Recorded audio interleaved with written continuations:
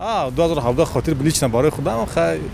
جاز فستیوال 2017 سال در کاساتوریا بود اتن جاز فستیوال ما در اونجا اشتراک کردیم و سام запоминающий момент в жизни это вот جاز فستیوال در سال 2017 راستیگه برای من یگان کاری خاطرمند نشده است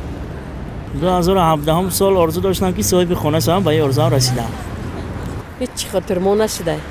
تینجی آسایشتگی در سوریه شد انا مهمترین حادثه همین سال همین است ایگل قریب که برهم خورده از اون خلاص میخورده نقض میشد در زندگی شخصی من ابیردار شدم با یک وقت دیگر یگان چی دی؟ 2017 در یادتون مونده است یگان حادثه چیموست یگان حادثه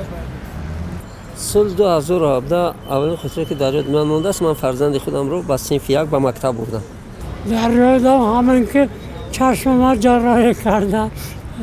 همین نابینا شده ماندم از سال 2017 در خاطرم فستیوال بین المللی کریش میرا در پامیر بود همون فستیوال بسیار به درجه عالی گذشت در خاطرم بسیار مون حادثه خاطرمند برای من این بود که من صاحب جای کار شدم در سال 2017 من صاحب جای کار شدم و این برای من خیلی خاطرمند است یک